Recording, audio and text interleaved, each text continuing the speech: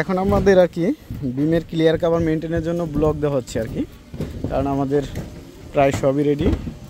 বিম check দিয়ে আমরা সেটা নামানোর ব্যবস্থা করেছি। এখন ক্লিয়ার কভার মেনটেন করার পর যেসব ব্লক আছে সেগুলো আমরা ইউজ করতেছি আর কি। তারপরই আমাদের ছাদের মেন যে বারগুলো আছে সেগুলো আমরা যে আমাদের ডিজাইন অনুসারে যেভাবে করা আছে সেটা আমরা করার চেষ্টা করব।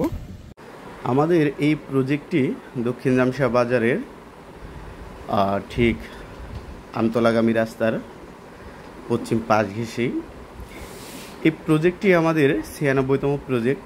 এর পাশে আমাদের আরেকটি প্রজেক্ট ডিজাইন করা আছে ৯৫তম প্রজেক্ট। সেটি আর কি এবছর কনস্ট্রাকশন হবে না আর্থিক সংকটের কারণে।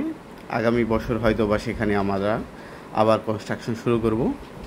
আজকে এই ৯৬তম প্রজেক্টের ছাদ ঢালাইয়ের শুরুটা করে দিচ্ছেন মালিক পক্ষ। হুজুর একটু সময় বেশি লাগার কারণে একটু দেরিতে আসছে, তো হুজুরের মাধ্যম দিয়েই আমরা শুরুটা আবার একটু করাতে চেষ্টা করতেছি। তো এই কনস্ট্রাকশন কাজটা আমাদের অন্যতম একটি কাজ, কারণ দক্ষিণ জামশা বাজারের মধ্যে আমরা বিগত দিনে আমাদের কনস্ট্রাকশন হয়নি, এর আশপাশে অনেক কনস্ট্রাকশন আমরা করেছি। মেন ফোকাস ছিল রাস্তার পাশ ঘেঁষে যদি আমরা একটা স্বপ্নের কাজ যদি করে দিতে পারি বা আমাদের ডিজাইন এবং কনস্ট্রাকশনে, সেটা আমাদের জন্য একটু